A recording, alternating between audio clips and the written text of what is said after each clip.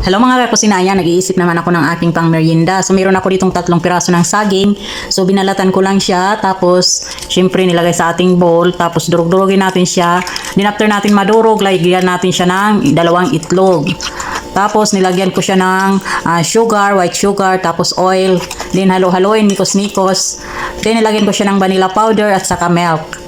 Then lagay na natin yung ating all-purpose flour. Then nilagyan ko siya ng asin, pang-balance sa lasa, tapos baking powder. So ayan, mikos-nikos hanggang na mag-mix yung ating lahat ng mga ingredients. So itong ginagawa ko, itansyahan lang itong mga kusina dahil ako lang naman nakakain nito.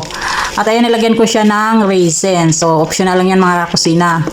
Pwede namang hindi. So meron akong 2 piraso ng carrots. Ayan, granated. Ginadgad ko lang siya ng pino at ayan, ilagay natin dyan. Halo natin. Mas maraming carrots, mas masarap kasi manamis-namis siya mga kakusina. Dagdag tamis sa ating gagawing pang merienda ngayon. Ayan, ang sarap nito mga kakusina. Try nyo. Huwag na kayong bumili at kayo nang gumawa. Mas masarap pa. Hindi pa tipid sa ingredients. At ayan, meron na akong mga molder dyan. Brinash ko na yan ng oil. Tapos ilagay lang natin dyan. Ayan. Punuin lang natin. Huwag na masyadong punuin kasi pag naano yan, aalas na yan mga kakusina. At ayan na nga. So ilagay na natin sa ating steamer. Ayan. I-steam lang natin yan mga kakusina ng 25 minutes. Sa kumukulo ng tubig. O diba? O ayan na. Isa lang na natin.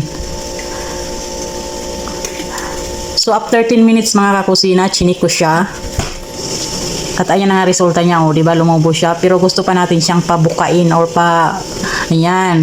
So dinagdagan ko 15 minutes, so kaya na siya resulta, oh, 'di ba? Sarap niya, ngiting tagumpay 'yan. At isa lang ko pa yung nahuli. Ayan na, oh, 'di ba? So yummy. Thank you for watching.